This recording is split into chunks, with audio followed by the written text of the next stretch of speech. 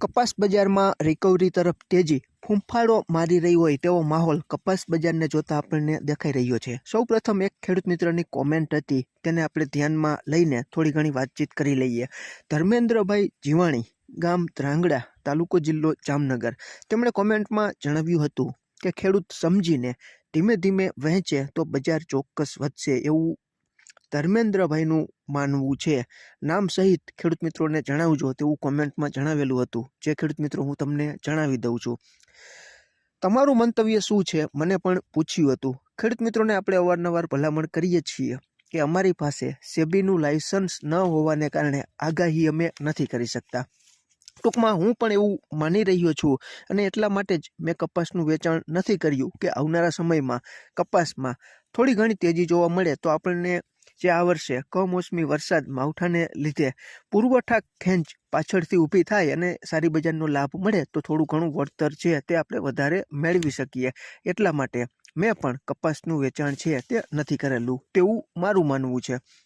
ખેડૂત મિત્રો, આજે તારીખ 11/12/2025ના રોજ ગુજરાતના અલગ અલગ વિસ્તારોમાં કપાસના 20 કિલોના ઊંચામાં ઊંચા ભાવ ભેંસાણ 1600, ધોરાજી 1501, સિદ્ધપુર 1558, જેતપુર 1556, જામજોધપુર 1570, સાવરકુંડલા 1560, મોરબી 1535, રાજકોટ 1527, ધ્રાંગધ્રા 1481, ધંધુકા 1507। 1 વાગ્યે અને 29 મિનિટની આસપાસ ન્યૂયોર્ક કોટન વાયદો માર્ચ 2026નો 0.08 જેટલો ઘટીને 64.04 સેન્ટની આસપાસ ચાલી રહ્યો છે। અને એનસીડેક્સ ઉપરનો કોકુડકલ કપાસિયા ખોળનો ડિસેમ્બર 2025નો વાયદો 45 રૂપિયા જેટલો ઘટીને 3010 અને જાન્યુઆરી 2026નો વાયદો 16 રૂપિયા જેટલો ઘટીને 2955ની આસપાસ ચાલી રહ્યો છે। ખેડૂત મિત્રો, એનસીડેક્સ ઉપરના વાયદા કટ થવામાં છે ડિસેમ્બર મહિનાના, એટલે તેમાં વેચવાલી કદાચ વધી હોય અને બજાર તૂટી હોય તેવું બની શકે છે। બીજા પણ કોઈ કારણો હોય તો તમે કોમેન્ટમાં જણાવજો। હવે ખેડૂત મિત્રો, અમારી જે માહિતી હતી પ્રગતિશીલ ખેડૂત ધર્મેન્દ્રભાઈ જીવાણીની જે કોમેન્ટની આપણે વાત કરી અને મેં મારું પોતાનું મંતવ્ય જણાવ્યું, આમાં ઘણા બધા ફેરફારો થઈ શકે છે। કારણ કે બજાર અમે કે ધર્મેન્દ્રભાઈ નથી ચલાવતા। બજાર હંમેશા પુરવઠા અને માંગ ઉપર ચાલતી હોય છે, જેને ધ્યાનમાં રાખીને તમારે તમારા ખુદના ભરોસે જ આર્થિક જોખમ, નાણાકીય સ્થિતિ તમારી કેવી છે તેને ધ્યાનમાં રાખીને જ તમારે નિર્ણય લેવો જોઈએ। કારણ કે આ એક વૈશ્વિક બજાર છે। આમાં વિદેશવાળા કંઈક બીજું બોલે, કીએ બજાર નીચે લાવવા માટે એવું પણ કીએ કે અમારે ત્યાં પુષ્કળ પ્રમાણમાં ઉત્પાદન છે।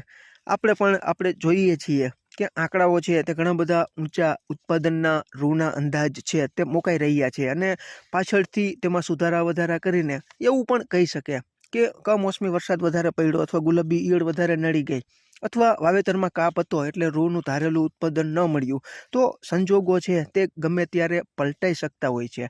એટલે બજારનું કંઈ નિશ્ચિત નથી હોતું। એટલા માટે તમારે તમારો કપાસ રાખવો કે વેચી નાખવો તેનો યોગ્ય નિર્ણય અમારી કે ધર્મેન્દ્રભાઈની જે મંતવ્ય આધારિત માહિતી હતી તેને ધ્યાનમાં રાખીને નથી લેવાનો, પરંતુ તમને જે યોગ્ય લાગતું હોય, જે સૂઝતું હોય અને આર્થિક જોખમ સહન કરવાની શક્તિ હોય તેને ધ્યાનમાં રાખીને તમારે કપાસ રાખવો કે વેચી નાખવો તેનો યોગ્ય નિર્ણય સંપૂર્ણ તમારા ભરોસે લઈ શકો છો। આમાં ક્યાંય ભૂલ હોય અને તમારી પાસે નવી અપડેટ હોય તો પણ તમે કોમેન્ટમાં જણાવજો। આભાર ખેડૂત મિત્રો।